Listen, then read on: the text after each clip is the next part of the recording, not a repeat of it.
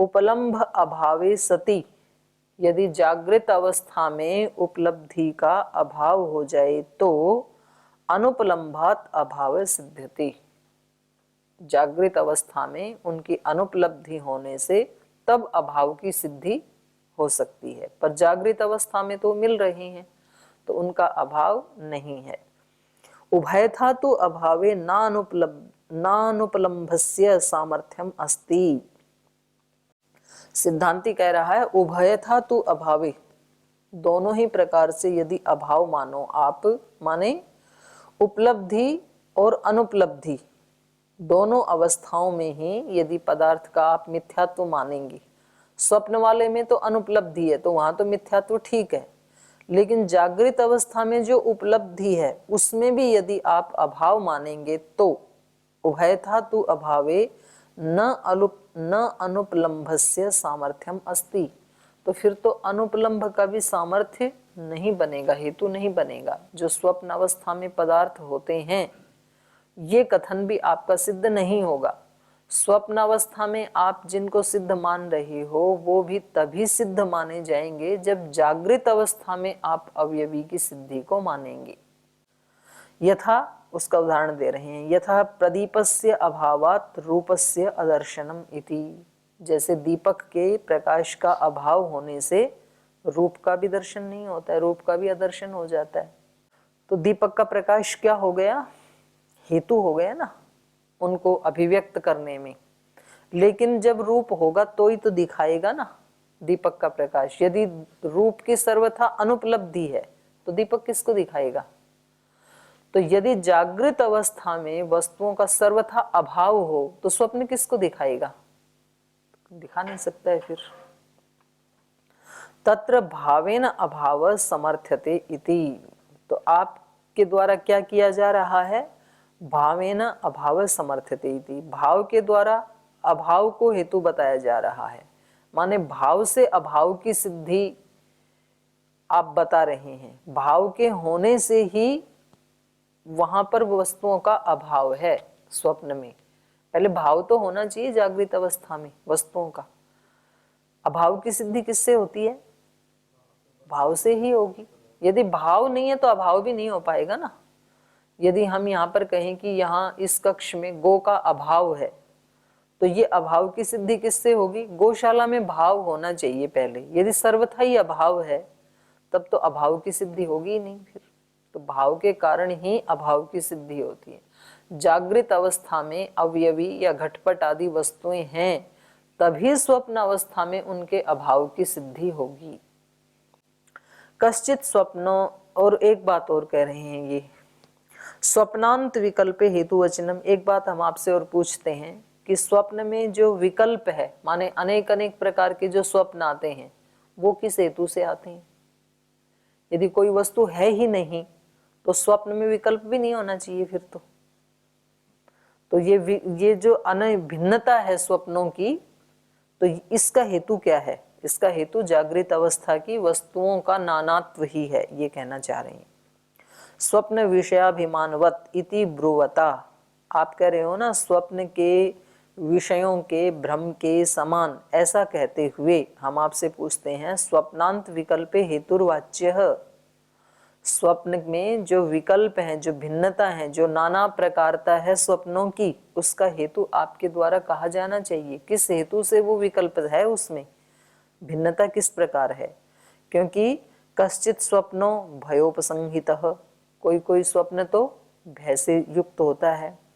कश्चित प्रमोदोपसंहितः, कोई कोई खुशी से प्रमोदिता से युक्त होता है। कश्चित उभय विपरीत, और कोई कोई भय और आनंद इन दोनों से विपरीत होता है। तो ये विकल्प क्यों। कदाचित स्वप्नमेव न पश्यति इति, और कभी तो कोई भी स्वप्न नहीं होता है। तो ये वैविध्य किसके कारण होता है, आप इसका हेतु बताइए। निमित्तवतस्तु स्वप्न विषयाभिमानस्य निमित्त विकल्पात विकल्पोपपत्ति ही, कह रहे हैं निमित्तवत, निमित्त वाला होने से। स्वप्न क्या है, निमित्त वाला। किस निमित्त वाला है, जागृत अवस्था के जो पदार्थ हैं उनके निमित्त वाला है। निमित्तवतः तु स्वप्न विषयाभिमानस्य, स्वप्न के विषयों का जो भ्रम है वो भ्रम जागृत अवस्था में सिद्ध होने वाले अवयवियों के कारण है, अवयवी रूपी निमित्त के कारण है। निमित्त विकल्पात विकल्पोपपत्ति ही, और जागृत अवस्था में निमित्त क्योंकि अनेक हैं, नाना हैं, इसलिए स्वप्न में भी नाना प्रकार के स्वप्न आते हैं। स्वप्न का भी विकल्प है। और इसी बात को सिद्ध करने के लिए और एक हेतु दे रहे हैं अगले सूत्र में, स्मृति संकल्पवच्च स्वप्न विषयाभिमानः। स्मृतिवत और संकल्पवत स्वप्न विषय अभिमान, माने जैसे स्मृति और संकल्प ये कब होते हैं? जब पहले किसी पदार्थ का अनुभव किया हो। स्मृति भी किसकी आएगी?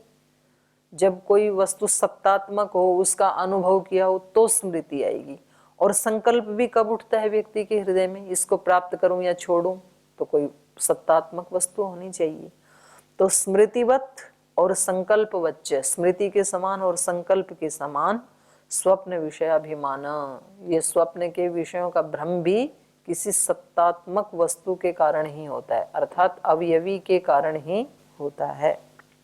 पूर्वोपलब्धि विषय, पहले जिसकी उपलब्धि हुई है वो इस स्मृति का या संकल्प का विषय होता है।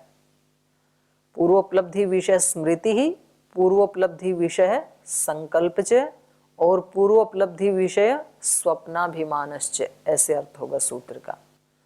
यथा स्मृतिश्च संकल्प, यहाँ पर पूर्ण विराम होना चाहिए कोमा की बजाय ना, पूर्वोपलब्धिर विषय यहाँ पर। तो फिर आगे से ये वाक्य शुरू होगा, यथा स्मृतिश्च संकल्पश्च पूर्वोपलब्ध विषयौ न तस्य प्रत्याख्यानाय कल्पेते। जैसे कोई स्मृति हमें आती है या जो हमारा संकल्प होता है तो वो पूर्व उपलब्धि के विषय वाले होते हैं, ये स्मृति और संकल्प। न तस्य प्रत्याख्यानाय कल्पेते, माने पूर्व अनुभूत जो विषय है उसका प्रत्याख्यान नहीं किया जा सकता, उसका ये खंडन नहीं कर सकते हैं स्मृति और संकल्प। उनके आश्रय से ही स्मृति और संकल्प होते हैं। तथा वैसे ही स्वप्ने विषय ग्रहणम पूर्वोपलब्धि विषयम, तो ऐसे ही स्वप्न में भी जो विषयों का ग्रहण है वो पूर्व उपलब्धि विषय के कारण ही, निमित्त के कारण ही आता है। न तस्य प्रत्याख्यानाय कल्पते, ये स्वप्न का जो अभिमान है ये उसकी जागृत अवस्था की जो रियलिटी है उसका खंडन करने में समर्थ नहीं हो सकता है। एवं दृष्ट विषयश्च स्वप्नांतो जागृतांतेन यह सुप्तः स्वप्नं पश्यति स एव जागृत स्वप्न दर्शनानि प्रतिसंधत्ते इदम अद्राक्षम इति। यह सुप्तः स्वप्नं पश्यति, जो व्यक्ति सोया हुआ स्वप्न को देखता है, स एव जागृत स्वप्न दर्शनानि प्रतिसंधत्ते, वो ही जागने पर स्वप्न में जो देखा था उन स्वप्न के दर्शनों का प्रतिसंधत्ते, उनका प्रतिसंधान करता है, जोड़ता है। क्या कहता है? इदम अद्राक्षम, ये मैंने स्वप्न में देखा था, ये मैंने स्वप्न में देखा था। ये व्यक्ति तभी तो बताएगा जागृत होने पर जब पहले उसने कभी उस वस्तु को देखा था, नहीं तो नहीं बता पाएगा ना। तत्र जागृत बुद्धि वृत्ति वशात स्वप्न विषयाभिमान, तो इसलिए यहाँ पर जागृत वृत्ति वशात, जागृत अवस्था में जो ज्ञान की वृत्ति रही उसके कारण स्वप्न विषयाभिमान, स्वप्न के विषय का भी ज्ञान होता है। मिथ्या इति व्यवसाय, वो कहता है ना कि भाई स्वप्न में मैंने ये देखा लेकिन ये तो था ही नहीं, मैंने सपने में नदी देखी तो नदी का ज्ञान कैसा था मेरा? मिथ्या। ये जागने पर व्यक्ति कब कह सकता है? जब उसने रियल में कभी नदी देखी है, तभी तो मिथ्या कह पाएगा ना। भाई पहले मिथ्या कहने के लिए पहले सत्य ज्ञान भी तो होना चाहिए ना। तो ये उठने पर जब कह रहा है जागृत बुद्धि वृत्ति वशात, जागृत अवस्था में जो उसका ज्ञान था, जो उसकी वृत्ति थी, जागृत अवस्था में ज्ञान की वृत्ति क्या थी? नदी सामने है तो ये प्रत्यक्ष है, ये रियल में है, अभिमान नहीं है जागृत अवस्था में। लेकिन स्वप्न में जब नदी को देखा तो फिर उसका अभिमान उस ज्ञान का ये निश्चय करता है, मिथ्या इति व्यवसाय, ये गलत था ऐसा वो निश्चय करता है। सतीच प्रतिसंधाने, प्रतिसंधान होने पर, या जागृत बुद्धिवृत्ति ही तद्वशाद अयम व्यवसाय, तो प्रतिसंधान करते समय जागने के बाद जब वो इन दोनों को जोड़ता है, रियल लाइफ के विषयों को और स्वप्न के विषयों को, प्रतिसंधाने या जागृत है, जागृत अवस्था में जो प्रतिसंधान करता है तो बुद्धिवृत्ति ही तद्वशात अयम व्यवसाय, जो जागृत अवस्था की बुद्धिवृत्ति है उस बुद्धिवृत्ति के कारण ही ये व्यवसाय निश्चय करता है कि स्वप्न विषय अभिमानो मिथ्या इति, स्वप्न का जो विषय था वो मिथ्या था। ये भी निश्चय वो कब कर पाएगा? जब उसने जागृत अवस्था में सच्चे अर्थ को देखा है, रियल को देखा है।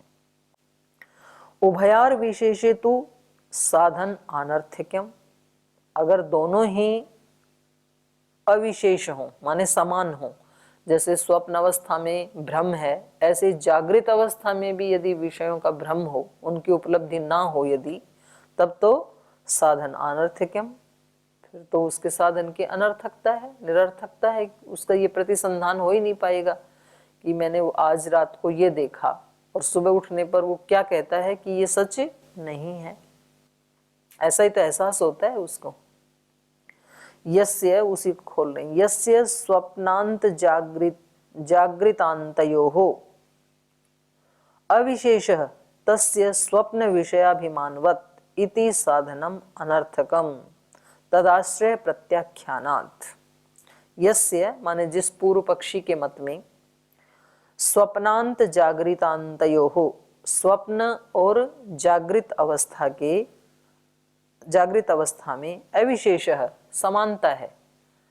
जागृत स्वप्न अवस्था में तो वस्तुएं मिथ्या होती हैं, ये तो दोनों ही मान रहे हैं, पर उसका आश्रय लेकर जागृत अवस्था में भी अवयवी मिथ्या है, ये पूर्व पक्षी का मत है।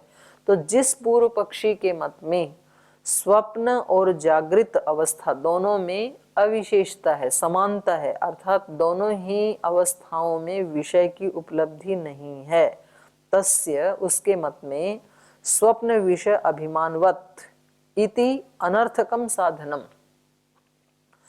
कि ये संसार के विषय कैसे हैं? स्वप्न के विषयों की तरह से मिथ्या हैं, ये कहना ही निरर्थक हो जाएगा। क्योंकि जब वो, इसको साधन कब बनाया जा सकता है?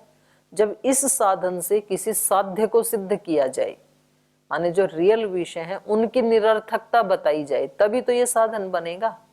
जब स्वप्न में भी वस्तुएं नहीं है, जागृत अवस्था में भी नहीं है, तो जो है नहीं उसको सिद्ध करने के लिए साधन की क्या जरूरत है? तो ये साधन ही इसका अनर्थक हो जाएगा। तद आश्रय प्रत्याख्यानात्, क्योंकि जो वो सिद्ध कर रहा है उसके आश्रय का खंडन होने से, किसको सिद्ध कर रहा है? वस्तुओं के मिथ्यात्व को। और जो ये इसकी प्रतिज्ञा है विषयों का मिथ्यात्व सिद्ध करना, उसका आश्रय तो है ही नहीं, विषय है ही नहीं रियल में, तो अब उनका क्या खंडन करना? तो उनके आश्रय के खंडित होने से इसके मत में, तब तो इसका साधन भी निरर्थक ही हो जाएगा। तो फिर भी ये साधन बना रहा है, इसका मतलब कि ये भी जागृत अवस्था में उन विषयों को नित्य मान रहा है, सत्य मान रहा है, सत्तात्मक मान रहा है। क्यों? अतस्मिस्तद इति व्यवसाय प्रधान आश्रय, जो वस्तु जैसी है नहीं उसमें उस वस्तु का ज्ञान होना, ये कब होता है? प्रधान आश्रय। ये निश्चय कब होता है? प्रधान के आश्रय से। जैसे एक उदाहरण दे रहे हैं, अपुरुषे स्थाणौ पुरुषे इति व्यवसाय स प्रधान आश्रय। जो अपुरुष है, स्थाणु, पुरुष नहीं है स्थाणु, उस स्थाणु में, स्थाणौ पुरुषे इति, ये पुरुष है, ये व्यवसाय उसको कब होता है? जब कभी उसने जागृत अवस्था में पुरुष को देखा होगा, वो तो प्रधान अर्थ है ना, जागृत अवस्था का जो पुरुष है ये तो प्रधान अर्थ है। और जब किसी अंधकार आदि में, सायंकाल के झुरमुट में, किसी स्थाणु में उसको पुरुष का निश्चय होता है, तो ये निश्चय किसके आश्रय से हो रहा है? प्रधान के आश्रय से। तो पहले जागृत अवस्था में जितने भी अवयवी हैं उनका सत्तात्मक रूप से भाव होगा, तभी आप स्वप्न अवस्था में उसका अभाव सिद्ध कर सकेंगे प्रधान के आश्रय से। न खलु पुरुषे अनुपलब्धे पुरुषे इति अपुरुषे व्यवसायो भवति। पुरुषे अनुपलब्धे, मानो किसी व्यक्ति ने कभी किसी पुरुष को देखा ही नहीं, पुरुष की सत्ता ही नहीं है, अवयवी की सत्ता ही नहीं है, तो पुरुष इति अपुरुषे व्यवसाय, उस स्थाणु में, अपुरुषे माने स्थाणु, जो पुरुष नहीं है, ऐसे उस स्थाणु में पुरुष व्यवसायो न भवति, पुरुष का निश्चय कभी हो ही नहीं सकता है यदि पुरुष ना देखा हो तो। एवं स्वप्न विषयस्य व्यवसाय हस्तिनम अद्राक्षम पर्वतम अद्राक्षम इति प्रधान आश्रय भवितुम अर्हति। तो कह रहे हैं इसी प्रकार स्वप्न के जो विषय हैं उनका जो व्यवसाय, उनका जो निश्चय है वो कब हो सकता है? जब कभी रियल में इसने इनको हाथी और पर्वत आदि को देखा हो, तो तभी ये सुबह उठ करके कहता है हस्तिनम अद्राक्षम, आज मैंने हाथी को देखा। तो ये हाथी है, ये कब पहचानेगा? जब जागृत अवस्था में कभी हाथी को देखा। पर्वतम अद्राक्षम, तभी कथन हो सकता है, निश्चय तभी हो सकता है जब जागृत अवस्था में पर्वत को देखा हो, क्योंकि प्रधान के आश्रय से ही गौण का निश्चय होता है। तो इस सारे संवाद से ये सिद्ध हुआ कि अवयवी की सत्ता भ्रमात्मक नहीं है, वास्तव में है। ये कोई प्रमाण प्रमेय जो है ये मिथ्या अभिमान नहीं है, प्रमेय भी हैं और प्रमाणों से उनकी उपलब्धि भी होती है। अवयवी भी है और प्रमाण से उस अवयवी की उपलब्धि भी होती है। एवं च सति, ऐसा होने पर मिथ्योपलब्धि विनाशः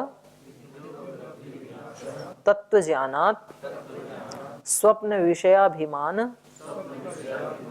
प्रणाश्वत प्रतिबोधे। तो कह रहे हैं ऐसा होने पर, एवं च सति मिथ्योपलब्धि विनाशः। अब पुनः वो अपने उस विषय पे आ रहे हैं, ये जो बीच का अवयव अवयवी वाला प्रसंग आ गया था, तो इसमें यहाँ तक 34 नंबर सूत्र तक अवयवी की सिद्धि कर दी। तो बात कहाँ से चली थी हमारी? अवयवी में मिथ्या ज्ञान, मिथ्या संकल्प। तो कह रहे हैं ऐसा होने पर मिथ्योपलब्धि विनाशः तत्व ज्ञानात्, मिथ्या उपलब्धि का नाश करना है हमें, और वो कैसे होगी? तत्व ज्ञानात्। तो बात हमारी तत्व ज्ञान की चली थी ना चतुर्थ अध्याय के प्रारंभ में, तो तत्व ज्ञान के ऊपर दोबारा आ गए हैं कि ये जो मिथ्या उपलब्धि है, अवयवी तो है, उसका प्रतिषेध नहीं किया जा सकता, लेकिन अवयवी के प्रति जो हमारा संकल्प है, जो हमारा ज्ञान है, वो कैसा है? मिथ्या है। माने जैसा है उस रूप में हम उसको नहीं देखते हैं अवयवी को, अविद्या के कारण। तो वो जो मिथ्या उपलब्धि है हमारी, उसका विनाश कैसे होगा? तत्व ज्ञानात्। मिथ्या उपलब्धि विनाश है तत्व ज्ञानात्, मिथ्या उपलब्धि का विनाश तत्व ज्ञान से होगा। कैसे? स्वप्न विषय अभिमान प्रणाश्वत, जैसे जागने पर स्वप्न विषय के भ्रम का नाश होता है, उस तरह से। तो जब हम ये कह रहे हैं तो इससे भी क्या पता लगा कि अवयवी की सिद्धि तो है। और ये स्वप्न विषय का अभिमान का नाश कब होता है? प्रतिबोधे, जागने पर। जागने पर जैसे स्वप्न विषय के अभिमान का या भ्रम का नाश होता है, वैसे ही तत्व ज्ञान से मिथ्या ज्ञान का नाश होगा, मिथ्या उपलब्धि का नाश होगा। और बात वही चल रही थी कि तत्व ज्ञान कैसे करें, तो उसको आगे बढ़ाएंगे। ये स्थाणौ पुरुषो अयम इति व्यवसायो मिथ्योपलब्धि अतस्मिस्तद इति ज्ञानम। स्थाणु में ये पुरुष है, ये निश्चय कैसा है? मिथ्या उपलब्धि, क्योंकि स्थाणु पुरुष है ही नहीं। तो वहां पर कोई वस्तु तो है स्थाणु नाम की, लेकिन वो पुरुष नहीं है, तो ये हमारी मिथ्या उपलब्धि, मिथ्या ज्ञान है ये। अतस्मिस्तद इति ज्ञानम, ये इस ज्ञान को क्या कहते हैं? जो जैसा नहीं है उसमें वैसा ज्ञान करना, तो उसको कहा अतस्मिस्तद। स्थाणु स्थाणु इति व्यवसायः तत्वज्ञानम, और स्थाणु को स्थाणु ऐसा निश्चय करके जानना, ये क्या है? तत्वज्ञान है। स्थाणु को स्थाणु जानना तत्वज्ञान, स्थाणु को पुरुष जानना मिथ्या ज्ञान। तो स्थाणु स्थाणु इति व्यवसाय तत्वज्ञानम तत्वज्ञानेन च मिथ्या उपलब्धिर निवर्त्यते। तो जब जागृत अवस्था में वो देखेगा कि ये तो स्थाणु है, ये पुरुष नहीं है, तो इस ज्ञान से जो रात्रि को अंधेरे में ज्ञान हो रहा था इसमें पुरुष का, इसका नाश हो जाता है, इस मिथ्या उपलब्धि का निवृत्ति हो जाती है। नार्थ स्थाणु पुरुष सामान्य लक्षणः, जागृत अवस्था में स्थाणु का नाश नहीं होता है।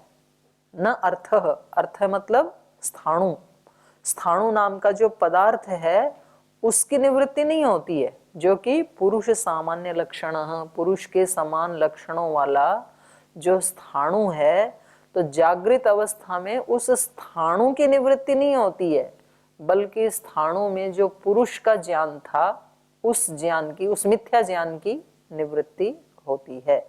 तो तत्व ज्ञान से संसार के जो अवयवी हैं उनका नाश नहीं होता है, बल्कि उन अवयवियों के प्रति जो मिथ्या ज्ञान था हमारा, हम उनको जो नित्य स्वरूप वाला मान रहे थे, चेतन स्वरूप मान रहे थे, या सुखदायी स्वरूप वाला मान रहे थे, उसका नाश होता है। यथा प्रतिबोधे या ज्ञान वृत्ति तया स्वप्न विषयाभिमानो निवर्त्यते न अर्थ विषय सामान्य लक्षण। यथा जैसे प्रतिबोधे जाग जाने पर, या ज्ञान वृत्ति ही जो स्वप्न में ज्ञान की वृत्ति थी, तया उसके द्वारा स्वप्न विषयाभिमानो निवर्तते, स्वप्न के विषय का जो भ्रम था उसकी निवृत्ति हो जाती है। स्वप्न में हमने देखा था पर्वत, हाथी आदि, और जागने पर जो हमारा ज्ञान है, जो वृत्ति है, वो बता रही है कि घर में कोई हाथी नहीं है, कोई पर्वत नहीं है। तो ये जागने पर उस मिथ्या वृत्ति का जैसे नाश होता है, निवर्तते न अर्थ, लेकिन वास्तव में धरती से हाथी या पर्वत का नाश नहीं होता है।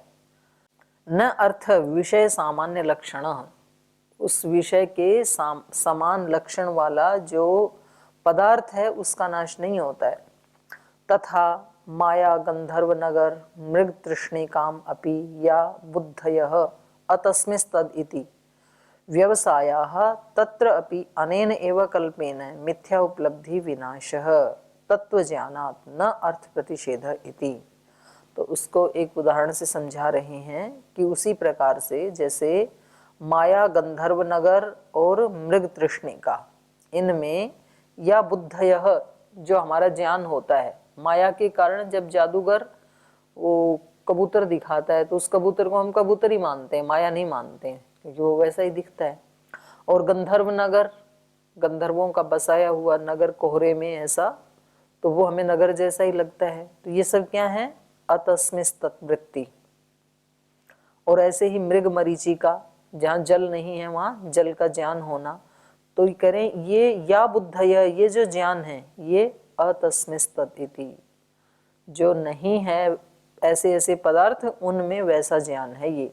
अतस्मिस्तद इति व्यवसायः तत्रपि अनेनैव कल्पेन, तो वहां पर भी इसी विधि से मिथ्योपलब्धि विनाश है, मिथ्या उपलब्धि का विनाश होता है। किससे? तत्वज्ञान, आप तत्वज्ञान से। जहाँ आपको पानी दिख रहा था वहां जाकर के देख लो और पानी मिलेगा नहीं, तो आपका जो पानी का ज्ञान था वो नष्ट हो जाएगा। न अर्थ प्रतिषेध, पर जिन रश्मियों के कारण वो ज्ञान हो रहा था उन रश्मियों का नाश थोड़ी होगा, या उस स्थान का नाश थोड़ी होगा, उसका नाश नहीं होता है। उपादान वच्च मायादीशु मिथ्या ज्ञानम, ये जो माया आदि में या गंधर्व नगर या मृग तृष्णिका है, इसमें ये ज्ञान कैसे हो रहा है? उपादान वच्च, उपादान वाला है वो ज्ञान, माने कहीं ना कहीं पहले आपने पानी देखा है, कहीं ना कहीं पहले नगर देखा है, कहीं ना कहीं पहले कबूतर आदि देखा है। तो ये सब उपादान वाले हैं, ये उपादान द्रव्य को लेकर के ही माया आदि का मिथ्या ज्ञान हो रहा है। प्रज्ञापनीय स्वरूपम च द्रव्यम उपादाय साधनवान परस्य मिथ्याध्यवसायम करोति सा माया। माया क्या है? प्रज्ञापनीय स्वरूपम च, जो उसको जताना है, जो कुछ दिखाना है, प्रज्ञापित करना है, उसके स्वरूप का जो द्रव्य है, तो उसको उपादाय, उसको लेकर के साधनवान, ये जो बाजीगर आदि है, साधन वाला जो व्यक्ति है, वो परस्य मिथ्या अध्यवसायम करोति, दूसरे व्यक्ति में मिथ्या ज्ञान का निश्चय करवा देता है। सा माया, उसको तो माया कहते हैं। और गंधर्व नगर क्या है? निहार प्रभृति नाम नगर स्वरूप सन्निवेशे दूरात नगर बुद्धि ही उत्पद्यते विपर्यये तद अभावात। तो माया का पहले तो निर्वचन किया, अब गंधर्व नगर का कर रहे हैं। निहार प्रभृति नाम, जो कोहरा आदि होता है, उसमें नगर स्वरूप सन्निवेशे, नगर के समान उसका सन्निवेश होने पर, माने वैसी वैसी आकृति बन जाती है उसकी, तो दूरात, दूर से, नगर बुद्धि उत्पद्यते, दूर से ऐसे लगता है जैसे ये कोई नगर है, लेकिन विपर्यये, जब पास में आते हैं तो तद अभावात, तो उस वो नगर आदि का अभाव हो जाता है। पास से कोई देखे तो यहाँ तो कोई नगर नहीं, कोहरा है ये तो है। नहीं नहीं, अभी भी दिख जाता है। मानो आपको यहाँ से कोहरे में कोई या बादलों में कोई आकृति दिखती है, और फिर जाओ आप हेलीकॉप्टर से उसके पास में, तो आपको पता लगेगा कोई नगर नहीं है यहाँ पर। सूर्य मरीचिषु भौमेन उष्मण संसृष्टेषु स्पंदमानेषु उदक बुद्धिर्भवति। ऐसे ही सूर्य की जो रश्मियां हैं वो भौमेन उष्मणा, बहुत जो गर्म है, तो भूमि के साथ संसृष्टेषु, जब वो संसृष्ट होती हैं, स्पंद माने, और फिर वो वापस लौटते समय जो कंपायमान होती हैं, तो उसमें उदक बुद्धिर भवती, जल की ज्ञान हो जाता है। सामान्य ग्रहणात, सामान्य ग्रहण होने से। अंतिकस्थस्य विपर्यये तद अभावात, लेकिन जब वो उसके कोई नजदीक जाता है या नजदीक बैठा हुआ व्यक्ति है, अंतिकस्थस्य विपर्यये, उससे उल्टा ज्ञान होने पर तद अभावात, वहां जल का अभाव हो जाता है। तो क्वचित कदाचित कस्यचिच्च भावात न अनिमित्तम मिथ्या ज्ञानम, कहीं कभी या किसी भी चीज का भावात, भाव होने से, न अनिमित्तम मिथ्या ज्ञानम, मिथ्या ज्ञान भी बिना निमित्त के नहीं होता है, उसका भी कहीं ना कहीं कोई ना कोई निमित्त तो जरूर होता है। तो यहाँ पर ये योग दर्शन की तरह मिथ्या ज्ञान को भी क्या बता रहे हैं? भावात्मक बता रहे हैं। दृष्टम च बुद्धि द्वैतम माया प्रयोक्तुहु परस्य च, कह रहे हैं बुद्धि का द्वैत्व देखा जाता है। किसमें?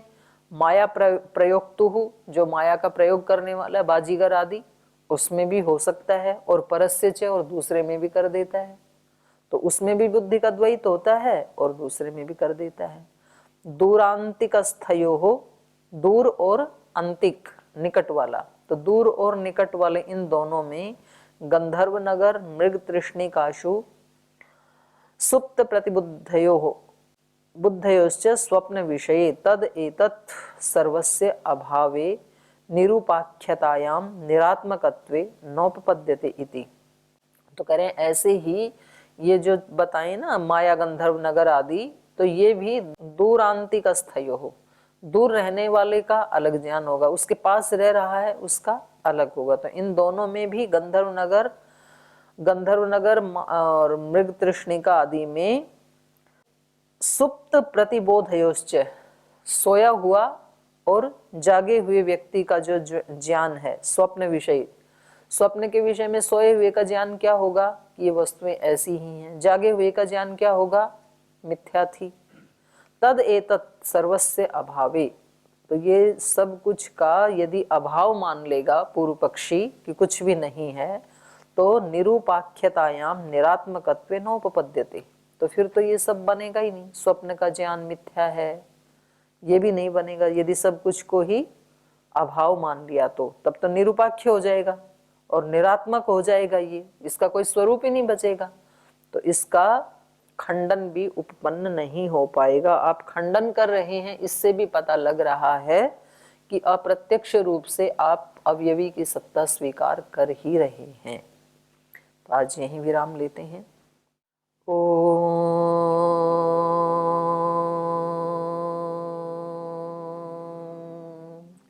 शांति शांति शांति। श्री गुरुभ्यो नमः।